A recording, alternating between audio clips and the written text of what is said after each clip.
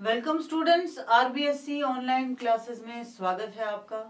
12th class के सभी बच्चे जो सीबीएसई बोर्ड में पढ़ते हैं वो तो टर्म 1 की तैयारी कर ही रहे होंगे, लेकिन आरबीएससी बोर्ड के बच्चों की भी अब जल्दी ही अर्धवार्षिक परीक्षाएं शुरू होने वाली है, ठीक है ना। आपके दिसंबर में हो ही जाएंगी, तो आपको भी प्रिपेयर रहना ही है अब, क्योंकि हाफ ईयरली में लगभग सारा कोर्स आ जाता है, तो हम भी कोशिश करेंगे कि तब तक हमारा सारा सिलेबस हम कंप्लीट कर लें, ठीक है। तो चलिए, हम 2 चैप्टर हमारे कंप्लीट कर चुके हैं आपकी सेकंड बुक में, जो कि स्वतंत्रता के बाद भारत की राजनीति किस तरह से रही उस पर बेस है, जिसमें पहला चैप्टर जो था वो भारत को इंटीग्रेटेड करने से संबंधित था और दूसरा चैप्टर कांग्रेस के प्रभुत्व के दौर का था। तीसरा चैप्टर हमारा है नियोजित विकास की राजनीति, पॉलिटिक्स ऑफ प्लान्ड डेवलपमेंट, ठीक है। पॉलिटिक्स ऑफ प्लान डेवलपमेंट क्या था, किस तरह से पॉलिटिक्स की गई, किस तरह से उसमें पॉलिटिक्स का यूज किया गया, किस तरह से प्लानिंग की गई, वो सब हम पढ़ चुके हैं चैप्टर में। आज हम पढ़ेंगे इसके question answer. Politics of plan development जो है बहुत ही इंटरेस्टिंग चैप्टर है, और हमने पढ़ा था कि जो 3 चैलेंजेस भारत ने फेस किए थे उसमें ये तीसरी कड़ी है। तो ये जब आप 1 बाय 1 पढ़ते हो ना, तो बहुत इंटरेस्टिंग भी हो जाता है और साथ ही साथ बहुत समझने वाला लायक भी चीज हो जाती है। पॉलिटिकल साइंस के स्टूडेंट होने के नाते आपको ये सब वैसे भी पता होना जरूरी है। तो बच्चों चलिए शुरू करते हैं क्वेश्चन आंसर। एक बात मैं आपको पहले ही बता दूं कि क्वेश्चन आंसर हम जो पढ़ रहे हैं वो एनसीईआरटी से रिलेटेड भी पढ़ रहे हैं, बुक से रिलेटेड भी पढ़ रहे हैं, और एक्स्ट्रा क्वेश्चन भी मैं आपके लिए लेके आई हूँ। तो हमने क्वेश्चंस का जो भी कलेक्शन है वो कुछ इस तरह का बनाया है कि आई कैन गारंटी यू कि कोई भी क्वेश्चन जो है बाहर नहीं जाएगा। जितने भी क्वेश्चंस मैंने बताए हैं ना, लगभग उन्हीं में से सारे क्वेश्चंस आएंगे। तो चलिए शुरू करते हैं। पहला क्वेश्चन ये है कि बॉम्बे योजना के बारे में इनमें से कौन सा कथन गलत है? Which of these statements about the Bombay plan is incorrect? सबसे पहले जो कथन दिया गया है वो है कि ये भारत के आर्थिक भविष्य के लिए एक खाका था, इसने उद्योग के राज्य स्वामित्व का समर्थन किया था, इसने में कुछ प्रमुख उद्योगपतियों ने मिलकर इसे बनाया था, या इसने योजना के विचार का जोरदार समर्थन किया था। तो बच्चों आप थोड़ा सा अगर ध्यान से पढ़ोगे ना, तो इस क्वेश्चन का बिल्कुल सामने ही है आंसर। इसने योजना के विचार का जोरदार समर्थन किया था, ये बिल्कुल एग्जैक्टली राइट है, क्योंकि प्लान है तो ये प्लानिंग की ही बात करेगा। इसे कुछ प्रमुख उद्योगपतियों ने बनाया था, बिल्कुल सही है। 1944 में देश के जो प्रोमिनेंट हमारे उद्योगपति थे उन्होंने मिलकर इसे बनाया था। इसने उद्योग के राज्य स्वामित्व का समर्थन किया था, बिल्कुल किया था, क्योंकि उद्योगपति भी उस समय कहीं ना कहीं यूएसएसआर की जो प्रणाली है उससे रिलेट करते थे अपने आप को, उससे बिल्कुल सहमत थे, तो उन्होंने राज्य स्वामित्व का भी समर्थन किया था। लेकिन ये भारत के आर्थिक भविष्य के लिए एक खाका या ब्लूप्रिंट बिल्कुल नहीं था। तो जो हमारे इनकरेक्ट आंसर हमें ढूंढना है वो है it was a blueprint of India's economic future. ये ऐसा बिल्कुल नहीं था, ये ब्लूप्रिंट बिल्कुल नहीं था, but it supported state ownership of industry. It was made by some leading industrialists and it supported strongly the idea of planning. तो हमें बताना ही वो है जो गलत आंसर है, इनकरेक्ट है, तो हमारा आंसर सही क्या होगा? ए। अगला है, निम्नलिखित में से कौन सा विचार भारत की विकास नीति के प्रारंभिक चरण का हिस्सा नहीं था? Which of the following idea did not form part of the early phase of India's development policy? जिसमें है योजना, उदारीकरण, सहकारी खेती और आत्मनिर्भरता। Planning, liberalisation, cooperative farming and self sufficiency. योजना तो बिल्कुल हमारे प्लानिंग का हिस्सा थी ही, शुरू से ही प्लानिंग नहीं हो तो फिर प्लानिंग को हम कैसे आइडेंटिफाई कर सकते हैं? आत्मनिर्भरता हम शुरू से चाहते थे, तो ये भी बिल्कुल हमारे प्लान का हिस्सा थी, ठीक है। उसके बाद में बचता है सहकारी खेती। तो चूंकि हमारे भारत का आर्थिक विकास का मॉडल जो है वो यूएसएसआर से कनेक्ट कर रहा था, तो कहीं ना कहीं सहकारी खेती भी हमारे प्लान में का ही हिस्सा थी। लेकिन लिबरलाइजेशन या उदारीकरण भारत ने 1990 के बाद शुरू किया था, तो ऐसे में हमारे शुरुआती प्लान में कहीं भी लिबरलाइजेशन या उदारीकरण कहीं भी सम्मिलित नहीं था। आपको ध्यान रखना है, लिबरलाइजेशन या उदारीकरण कहीं भी सम्मिलित नहीं था। तो जो पहला क्वेश्चन है उसका सही आंसर होगा ए, और जो दूसरा क्वेश्चन है उसका सही आंसर है बी, उदारीकरण। आगे चलते हैं। भारत में नियोजन का विचार किसके द्वारा लिया गया था? The idea of planning in India was drawn from हम दोनों क्वेश्चन में इस बारे में बात कर चुके हैं। तो भारत में नियोजन का विचार, बॉम्बे प्लान जो बना था उसने तो खाली एक प्लान बना के छोड़ दिया था उद्योगपतियों ने। समाज की गांधीवादी दृष्टि, ये हमारा आदर्श जरूर था लेकिन हम इसको पूरी तरह कभी अपना नहीं पाए। तत्कालीन संगठनों ने जो मांग की थी उनमें से वही मानी गई जो बिल्कुल उचित थी। तो सोवियत ब्लॉक के देशों के अनुभव जो थे वो हमारी प्लानिंग का एक बहुत महत्वपूर्ण हिस्सा थे। The experiences of Soviet block countries was the thing or was the source from which our planning was drawn। तो हमारी प्लानिंग जो है वहीं से ड्रॉ की गई थी। उसके बाद में है निम्नलिखित का मिलान कीजिए, इनको मैचअप आपको करना है। तो मैचअप करने से पहले एक बार हम देख लेते हैं कि कौन कौन से किस चीज से। देखो सबसे पहले जब इस तरह के क्वेश्चन आते हैं ना, कई बार आपके अगर आपके ऑब्जेक्टिव टाइप में भी कई बार आ ही जाते हैं क्वेश्चन, तो नीचे उसके ऑप्शंस दिए रहते हैं। तो आप एक बार मिलान करने से पहले ये देख लिया कीजिए कि किस प्रकार से इनको हम समझ सकते हैं। जैसे वर्गीज कुरियन जो है वो हमारे यहाँ की जो भी दुग्ध क्रांति थी उससे संबंधित थे। तो यहाँ दूध से रिलेटेड सिर्फ यही है दुग्ध सहकारी, तो हम वर्गीज कुरियन को दुग्ध सहकारी समितियों से रिलेट कर सकते हैं। उसके बाद में है पीसी महालनोबिस। तो पीसी महालनोबिस हमने चैप्टर में पढ़ा था कि दूसरा जो हमारा 5 ईयर प्लान बना था उसके प्लानर जो थे वो पीसी महालनोबिस थे, जिन्होंने इंडस्ट्रियलाइजेशन को फोर्स किया था, औद्योगिकीकरण को। तो इसको हम औद्योगिकीकरण से जोड़ देते हैं। उसके बाद में चरण सिंह, हम सब जानते हैं कि चौधरी चरण सिंह जो है वो किसानों के कितने बड़े नेता थे, तो हम चरण सिंह को किसानों से जोड़ सकते हैं और बिहार अकाल को जोनिंग से जोड़ देंगे। तो इस तरह से हम आराम से जो हमारे मैचअप वाले क्वेश्चन है वो सॉल्व कर सकते हैं। We can add Verghese Kurien with milk cooperatives, Bihar farm famine from zoning, PC Mahalanobis from industrialisation and Charan Singh from farmers. So we can add these to the other things। तो इस तरह से जो ऐड या मैचअप करने वाले क्वेश्चन है वो इजी हो जाते हैं। ये आपके एनसीईआरटी में दिए हुए हैं सारे ही क्वेश्चन। अगला क्वेश्चन है स्वतंत्रता के समय विकास की प्रक्रिया में कौन से प्रमुख अंतर थे जो दिख रहे थे वहां पर, क्या इस बहस को सुलझा लिया गया है?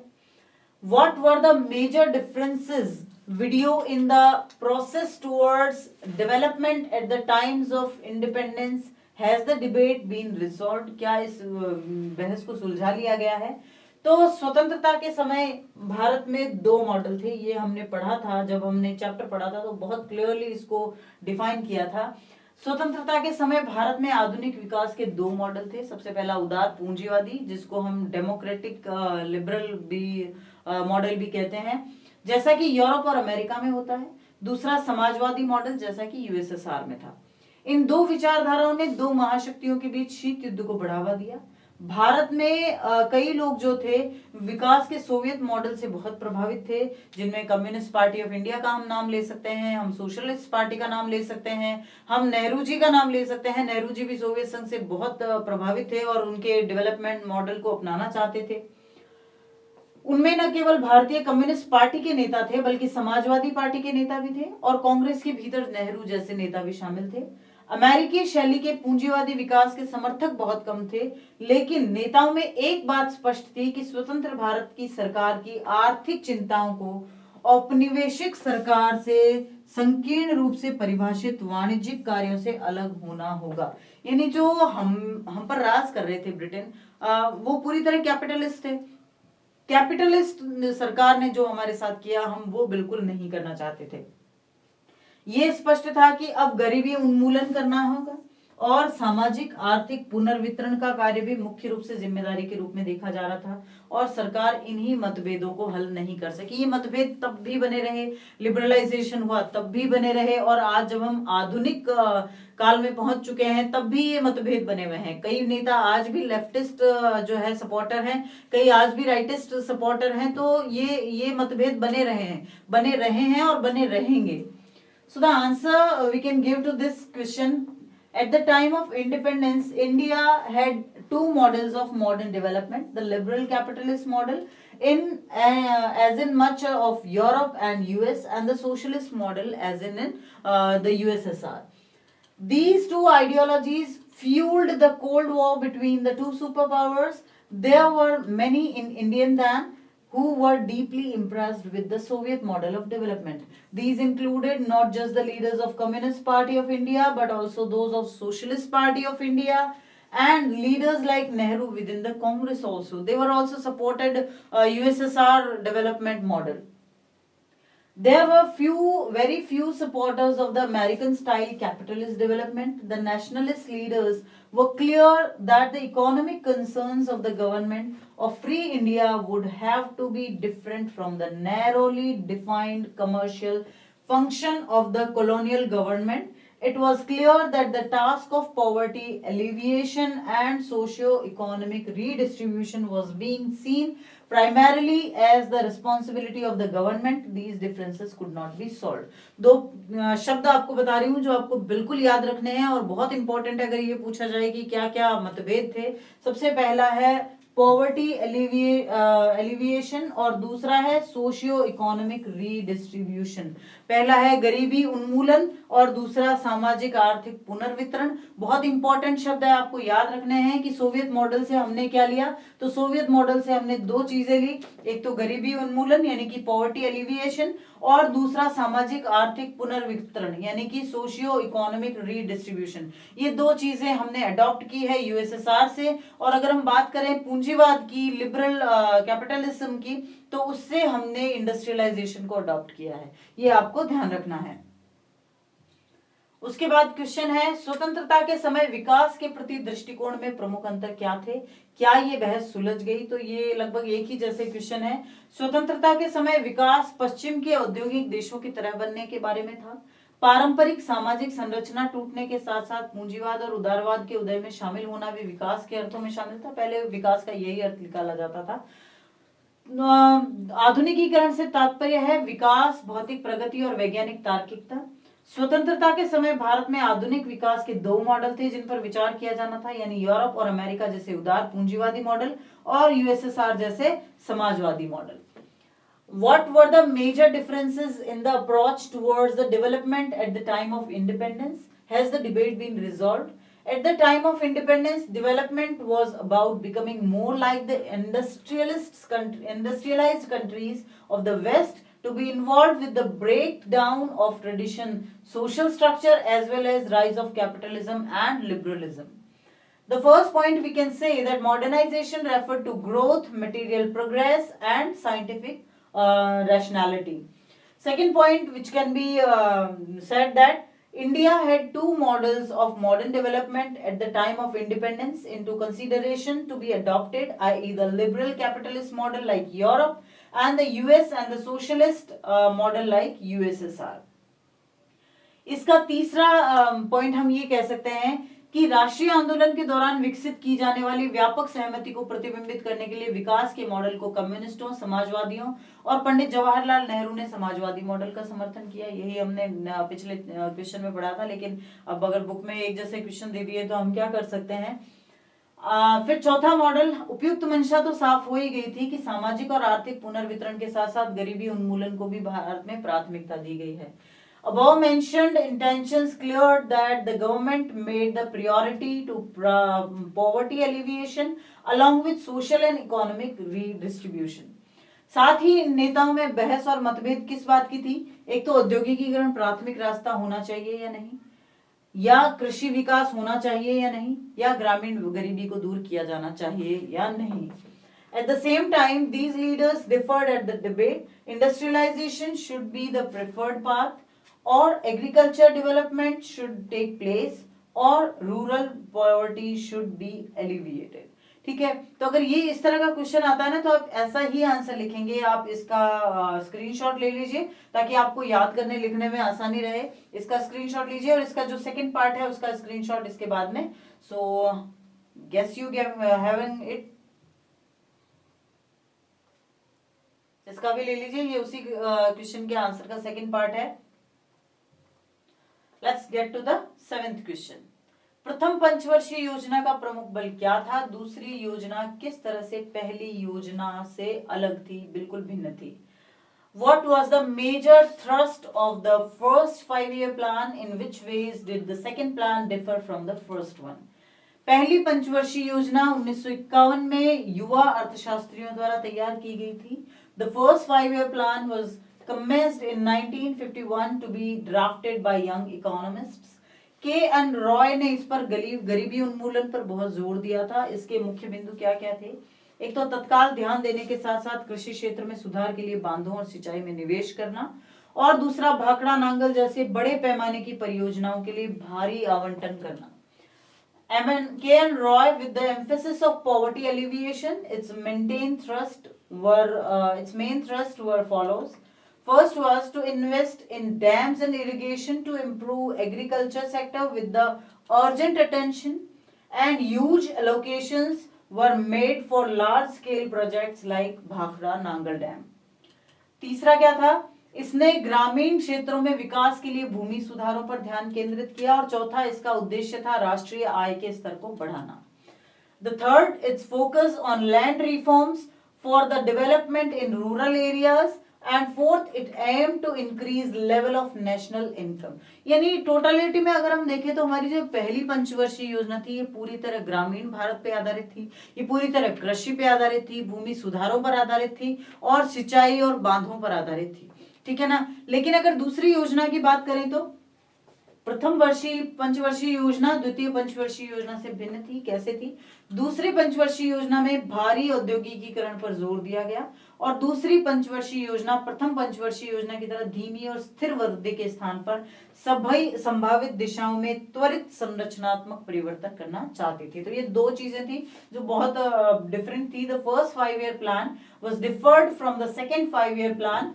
The second 5-year plan stressed on heavy industrialization, and second 5-year plan wanted to bring quick structural transformation in all possible directions in place of slow and steady growth like first 5-year plan. ठीक है, ये बहुत important question है, आपको बिल्कुल याद रखना है, बहुत ही ज्यादा इंपॉर्टेंट है। ठीक है ना। हरित क्रांति क्या थी? हरित क्रांति के सकारात्मक और नकारात्मक परिणामों का उल्लेख कीजिए। तो the question is, what was the green revolution? Mention 2 positive and 2 negative consequences of the green revolution. सबसे पहले हम जान लेते हैं कि हरित क्रांति क्या है थी। कृषि में क्रांतिकारी परिवर्तन लाने के लिए हरित क्रांति की शुरुआत की गई। विशेष रूप से गेहूं और चावल जैसे खाद्यान्नों में बीज, उर्वरक और वैज्ञानिक सिंचाई की उच्च उपज देने वाली किस्मों का माध्यम से उत्पादन को बढ़ाने के लिए इसको शुरू किया गया था। सरकार ने किसानों को अधिक उपज देने वाले बीजों, उर्वरकों, कीटनाशकों और बेहतर सिंचाई सुविधाओं को रियायती कीमत पर देने की पेशकश की।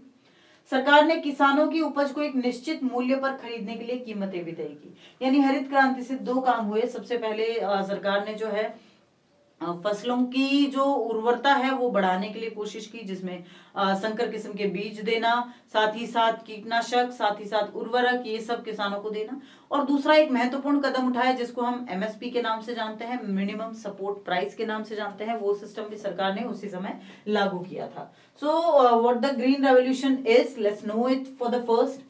Green Revolution was introduced to bring about revolutionary changes in agriculture, especially in food grains like wheat and rice to increase production through high yielding varieties. इसको HYV कहते हैं।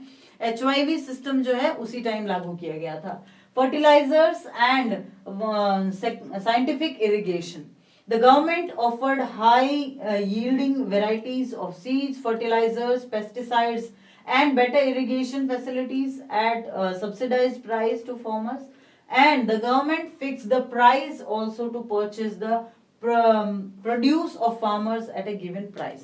यानी मिनिमम सपोर्ट प्राइस का जो है सिस्टम लागू किया गया था, MSP. अब इसके सकारात्मक परिणाम क्या निकले, इसके पॉजिटिव कॉन्सिक्वेंसेस क्या थे? एक तो कई हिस्सों में गरीब किसानों और जमींदारों के बीच विपरीत परिस्थितियों ने वामपंथी संगठनों के लिए गरीब किसानों को संगठित करने के लिए अनुकूल परिस्थितियों का निर्माण किया, यानी किसानों में संगठन आने लगा। The first positive consequences is in many parts the stark contrast between the poor peasantry and the landlords produced conditions favorable for the left-wing organizations to organize the poor peasants. और दूसरा सकारात्मक परिणाम निकला कि इसके परिणाम स्वरूप मध्यम किसान वर्ग का उदय हुआ, जो मध्यम आकार की जोत वाले किसान थे, जो परिवर्तनों से लाभान्वित हुए और जल्दी ही देश के कई हिस्सों में राजनीतिक रूप से प्रभावशाली बन गए। It resulted in the rise of what is called the middle peasant section, who were the farmers with medium size holdings, who benefited from the changes and soon emerged politically influential in the many parts of country. अब इसके कुछ नकारात्मक परिणाम भी निकले. क्या निकले? सबसे पहला ये था कि इसने गरीब किसानों और जमींदारों के बीच एक बड़ा अंतर पैदा कर दिया. This created a stark contrast between the poor peasantry and the landlords. और दूसरा, इसने देश में खाद्यान्न की उपलब्धता बढ़ाकर केवल मध्यम कृषि विकास यानी कि चावल और गेहूं के उत्पादन में वृद्धि की. दूसरी ओर इसने उत्तरी राज्यों जैसे और वर्गों जैसे क्षेत्रों के बीच ध्रुवीकरण बढ़ा दिया. उदाहरण के लिए पंजाब, हरियाणा, पश्चिम यूपी ये कृषि की दृष्टि से समृद्ध हो गए, लेकिन बाकी सब पिछड़े रहे. It delivered only a moderate agricultural growth, i.e. a rise in rice and wheat production by rising availability of food grains in country. On the other hand, it increased polarization between the classes and religions, like northern states, i.e. Punjab, Haryana, West UP become agriculturally rich but other remained backward. फिर 9th question है, द्वितीय पंचवर्षीय योजना के समय औद्योगिकीकरण और कृषि विकास के बीच हुए वाद विवाद में मुख्य तर्क बताइए. State the main arguments in the debate that ensued between industrialization and the agriculture development at the time of the second 5-year plan. कुछ विवादास्पद मुद्दे उठे क्योंकि पहले 5-year प्लान में तो हम बिल्कुल क्लियर थे अपने प्लानिंग को लेकर कि भाई हमें एग्रीकल्चर का विकास करना है. सबसे पहले तो हम जब बेसिक नीड्स की बात करते हैं तो रोटी कपड़ा मकान में सबसे पहले रोटी आती है. तो ऑब्वियसली सबसे पहली 5-year प्लान जो थी वो हमारी फूड ग्रेन को लेकर थी, हमारी क्रॉप्स को लेकर थी, हमारी एग्रीकल्चर को लेकर थी, कृषि को लेकर थी. तो कोई भी उसमें संशय नहीं था. लेकिन 5 सालों में हमने ये फील किया कि अब हमें इंडस्ट्री वाइज भी ग्रो करना है. तो दूसरे 5-year प्लान में कहीं ना कहीं ये डिबेट जो है इमर्ज हुई कि इंडस्ट्रियलाइजेशन और एग्रीकल्चर, औद्योगिकीकरण या कृषि विकास, क्या हमें चुनना है इन दोनों में से. द्वितीय पंचवर्षीय योजना के समय उद्योग पर कृषि की प्रासंगिकता के संदर्भ में कुछ विवादास्पद मुद्दे उठे. क्या थे वो? एक तो द्वितीय पंचवर्षीय योजना में कृषि या ग्रामीण भारत के स्थान पर उद्योगों में बल दिया गया. जे.सी. कुमारप्पा, एक गांधीवादी अर्थशास्त्री, ने ग्रामीण औद्योगिकीकरण पर जोर देने के लिए एक वैकल्पिक खाका प्रस्तावित किया था. भारतीय लोकदल के नेता चौधरी चरण सिंह ने भी टिप्पणी की कि ये योजना ग्रामीण कल्याण की कीमत पर शहरी और औद्योगिक वर्गों में समृद्धि का निर्माण करती है.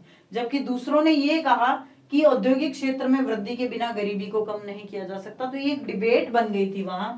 Second 5-year plan emphasized on industry in place of agriculture or rural India.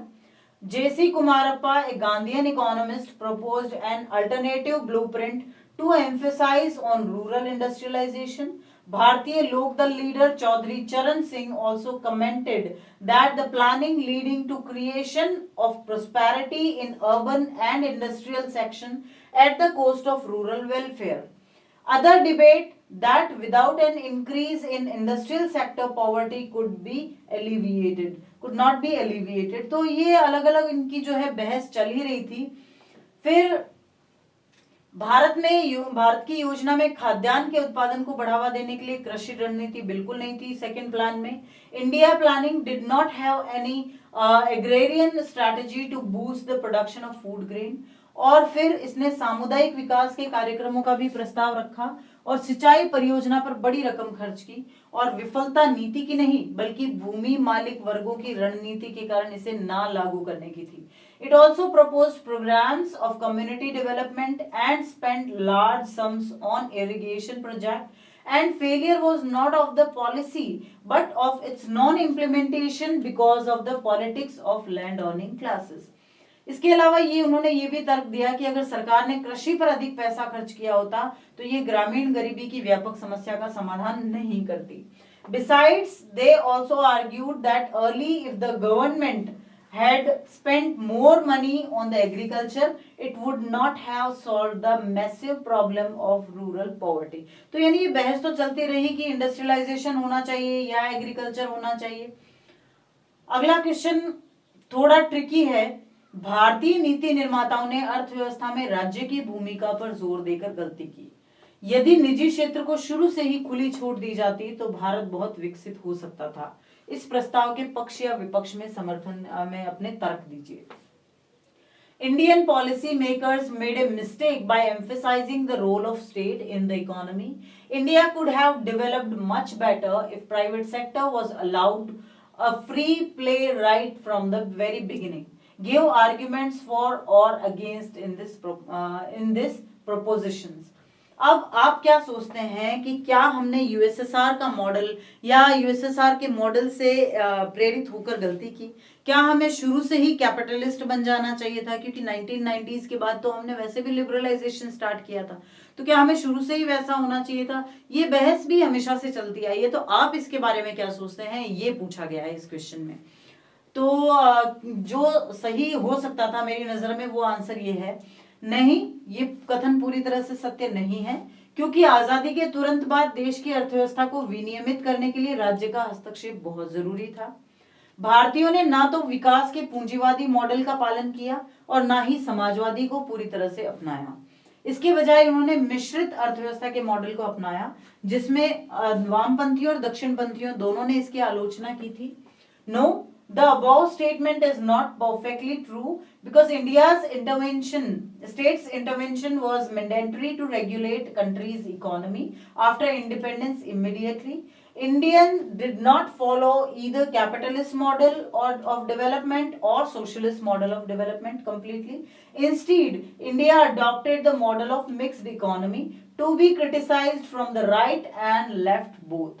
अब क्या क्रिटिसिज्म किया गया इसके लिए? एक तो निजी क्षेत्र में विकास के लिए पर्याप्त जगह और प्रोत्साहन की कमी थी। Private sector lacked enough space and stimulus to grow. निजी क्षेत्र में निवेश के लिए लाइसेंस और परमिट ने पूंजी संचय के लिए बाधाएं पैदा की। Licensing and permit for investment in private sector created hurdles for private capitalist accumulation. सीमा से परे राज्य के नियंत्रण ने अक्षमता और भ्रष्टाचार को जन्म दिया। राज्य नियंत्रण पर फिर भी ये तो था कि भाई क्यों इसका विरोध किया गया। The state control beyond the limits led to inefficiency and corruption. अब राज्य नियंत्रण पर जोर क्यों दिया गया, उससे क्या हुआ? एक तो राज्य ने निजी क्षेत्र में केवल उन्हीं क्षेत्रों में हस्तक्षेप करके लाभ कमाने में मदद की जहां निजी क्षेत्र जाने के लिए तैयार नहीं था। State help the private sector to make profits by intervening only in those areas where the private sector was not prepared to go. फिर गरीबों की मदद करने के बजाय राज्यों के हस्तक्षेप ने एक नए वर्ग का निर्माण किया जिसने बिना अधिक जवाबदेही के उच्च वेतन के विशेषाधिकारों का आनंद लिया। Instead of helping the poor, the state intervention ended up creating a new class that enjoyed the privileges of higher salaries without much accountability. ठीक है, ये तो थे आपके एनसीईआरटी क्वेश्चंस। अब कुछ एक्स्ट्रा क्वेश्चंस जो खास करके छोटे क्वेश्चंस इस चैप्टर में से बहुत बन रहे हैं, तो उनकी बात कर लेते हैं। पहला क्वेश्चन है, योजना आयोग का गठन या योजना आयोग की स्थापना कब की गई? When was the planning commission constituted और द प्लानिंग कमीशन एस्टैब्लिश्ड? तो योजना आयोग की स्थापना 15 मार्च 1950 को की गई थी। The planning commission was established on 15th March 1950। आपकी बुक में सिर्फ मार्च 1950 दिया हुआ है, so you can learn it as 15th March 1950। NITI आयोग का गठन या नीति आयोग की स्थापना कब हुई? नीति आयोग वाज कॉन्स्टिट्यूटेड और when was NITI Aayog established? तो नीति आयोग का गठन 1 जनवरी 2015 को किया गया था। NITI Aayog was constituted on 1 जनवरी 2015। नीति आयोग का गठन किस आयोग की जगह किया गया? ये बहुत ट्रिकी क्वेश्चन हो जाता है कई बार। तो नीति आयोग का गठन योजना आयोग की जगह किया गया था। NITI Aayog was constituted in place of planning commission. अगले क्वेश्चंस हैं, योजना आयोग के पदेन अध्यक्ष कौन है और कौन थे? तो who was the ex officio chairman of the planning commission? Obviously हमारे देश के प्रधानमंत्री होते थे। और prime minister of our country was the ex officio chairman of the planning commission. NITI Aayog के पदेन अध्यक्ष वर्तमान में कौन है? तो वर्तमान में हमारे देश के प्रधानमंत्री श्री नरेंद्र मोदी जी हैं, तो वही नीति आयोग के एक्स ऑफिशियो चेयरमैन भी हैं। The ex-officio chairman of NITI Aayog is presently Prime Minister Shri Narendra Modi. Think tank के रूप में कौन सा आयोग काम करता है? तो which commission acts as a think tank, तो NITI Aayog is a commission which is acting as a think tank. फिर इनको निधि आवंटित करने का काम कौन सा आयोग करता है, ये थोड़ा इंपॉर्टेंट है, ध्यान रखना। Which commission did the work allocating the fund, तो नीति आयोग को ये परमिशन बिल्कुल नहीं है कि वो फंड अलोकेट कर सके, but planning commission allocated the fund, तो the planning commission used to do the work of allocating the fund.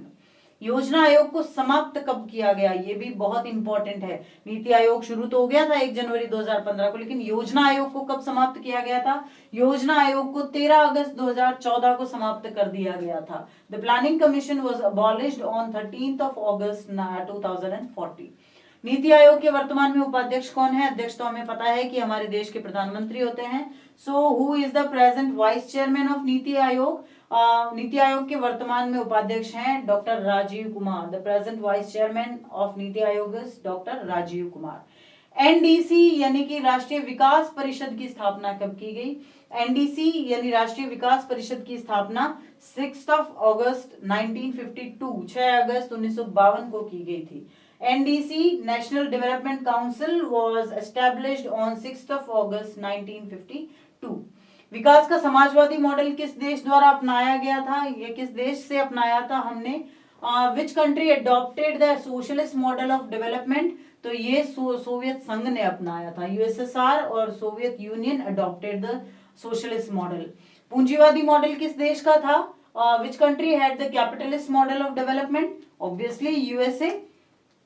फिर प्रथम पंचवर्षीय योजना में किस चीज पर ज्यादा जोर दिया गया? What was the emphasise in the first 5 year plan? प्रथम पंचवर्षीय योजना में कृषि पर ज्यादा जोर दिया गया था। The agrarian sector was mostly emphasised in the first 5 year plan. Second 5 year plan की बात करें तो द्वितीय पंचवर्षीय योजना में औद्योगिक क्षेत्र पर ज्यादा जोर दिया गया। In the second 5 year plan emphasise was laid on the industrial sector. फिर है भारत ने विकास के लिए कौन सा मॉडल अपनाया? तो भारत ने विकास के लिए पूंजीवादी और समाजवादी मॉडल को ना अपनाकर मिश्रित अर्थव्यवस्था को अपनाया, जो पूंजीवादी और समाजवादी दोनों को ही शामिल करता है। Which model was adopted for development in India? India did not adopt the capitalist and socialist model for development and adopted mixed economy which included both capitalist and socialist things. फिर प्रथम पंचवर्षीय योजना कब से कब तक चली? तो प्रथम पंचवर्षीय योजना जो थी वो 1950 से लेकर 1956 तक चली। वहीं दूसरी की अगर हम बात करें तो वो 1956 से 1961 तक चली। उसके बाद में कहीं ना कहीं थोड़ी गड़बड़ होती रही, कभी प्लान हॉलीडे आ गया, कभी कुछ हो गया। तो ये जो 2 योजनाएं थी ये बराबर 5-5 साल चली थी। भारत में अब तक कितनी पंचवर्षीय योजनाएं बनाई जा चुकी है? भारत में अब तक 12 पंचवर्षीय योजनाएं बनाई जा चुकी है और 12वीं पंचवर्षीय योजना 2012 से 2017 तक चलाई गई। So far 12 5-year plans have been prepared in India and 12th 5-year plan was run from 2012 to 2017। NITI Aayog का पूरा नाम क्या है? नीति आयोग का पूरा नाम है राष्ट्रीय भारत परिवर्तन संस्थान, national institution for transforming India. अब नीति आयोग की प्रकृति कैसी है? नीति आयोग की प्रकृति है ये एक संविधानोत्तर निकाय है और सलाहकारी निकाय है, ये आपको ध्यान में रखना है। The nature of NITI Aayog is extra constitutional body and an advisory body. Constitutional, extra constitutional या संविधानेतर किसे कहते हैं? संविधान में इसका कोई वर्णन नहीं है, लेकिन नीति आयोग बहुत इंपॉर्टेंट है। तो संविधान में अगर वर्णन नहीं हो लेकिन फिर भी इस तरह का कोई निकाय बनाया जाए तो उसको संविधानेतर या एक्स्ट्रा कॉन्स्टिट्यूशनल कहा जाएगा। State the composition of the planning commission. योजना आयोग की संरचना को बताइए। तो योजना आयोग में कौन कौन होते थे? एक तो पदेन अध्यक्ष होते थे प्रधानमंत्री, ex officio chairman prime minister, पूर्णकालिक सदस्य में उपाध्यक्ष ही होता है। There is a vice chairman among the 4 whole time members, 4 पूर्णकालिक सदस्य और उन्हीं में से एक उपाध्यक्ष। ठीक है। फिर वित्त मंत्री जो होते हैं वो भी योजना आयोग के सदस्य होते हैं, रक्षा मंत्री होते हैं और योजना मंत्री होते हैं। तो इस तरह कितने मेंबर हुए देखिए, योजना मंत्री, रक्षा मंत्री, वित्त मंत्री और प्रधानमंत्री, 4 ये हो गए और 4 पूर्णकालिक सदस्य होते हैं जिन्हीं में से उपाध्यक्ष बनता है। तो यानी कि कुल 8 सदस्य योजना आयोग में होते थे। अगर हम बात करें राष्ट्रीय विकास परिषद या एनडीसी की संरचना की, तो क्या करेंगे, इसके भी पदेन अध्यक्ष प्रधानमंत्री होते हैं, इसमें सभी राज्यों के मुख्यमंत्री होते हैं, सभी केंद्र शासित प्रदेशों के मुख्यमंत्री होते हैं, सभी केंद्रीय मंत्रिमंडल के मंत्रीगण यानी कि कैबिनेट मंत्री होते हैं, और योजना आयोग के सदस्य और राष्ट्रीय विकास परिषद योजना आयोग की एक सहायक संस्था भी ये कहलाती है। So the following is the composition of the National Development Council. Ex officio president is the Prime Minister, then Chief Ministers of all the states, Chief Ministers of all the Union Territories, for all the Union Cabinet Ministers, i.e. Cabinet Ministers, the members of Planning Commission and National Development Council. This council adds to the Planning Commission, that is a को-ऑर्गेनाइजेशन, तो इसको एक को-ऑर्गेनाइजेशन या सह संस्था कहा गया। आर्थिक विकास और या नियोजन किसको कहते हैं, ये भी एक इंपॉर्टेंट क्वेश्चन है।